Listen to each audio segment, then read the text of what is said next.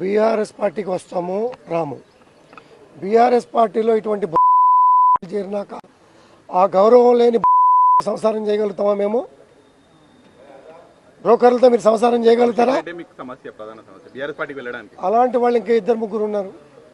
మాకు కేసీఆర్కి విభేదాలు లేవు. నాకు ఎప్పుడు గౌరవం ఇచ్చారు, ఇప్పటికీ గౌరవం ఇస్తా, రేపు కూడా గౌరవం ఇస్తా. కానీ ఇటువంటి స్థాయిలో పడి పార్టీలో చాలామంది దూరమయ్యారు, ఇంకా దూరం కూడా కాబోతా ఉన్నారు. ఇవాళ సినిమానే చూశారు. రేపటి నుంచి ఇటువంటి ఊరు మీద ఆంబోతులు తిరుగుతూ ఉంటాయి మా ఊరు గ్రామాల్లో. ఇటువంటి ఆంబోతుల్ని మీడియాల ముందు లేకపోతే అక్కడిక్కడ వదిలినప్పుడు అతను పార్టీలోకి వచ్చినప్పటి నుంచి అతని మాట తీరు ప్రజలని ప్రభుత్వాధికారులని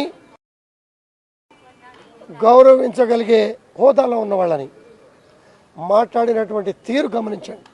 100 ఆరోపణలు చేయని కోర్టు నిర్ణయానికి, స్పీకర్ గారి నిర్ణయానికి కట్టుబడి ఉంటాం.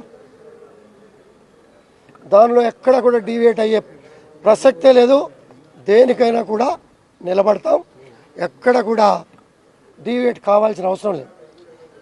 దేవాలయం లాంటి న్యాయస్థానాలు స్పీకర్ గారి పరిధిలో ఉన్నటువంటి పరిధుల్ని దాటి వ్యతిరేకంగా పనిచేసే ప్రసక్తి లేదు.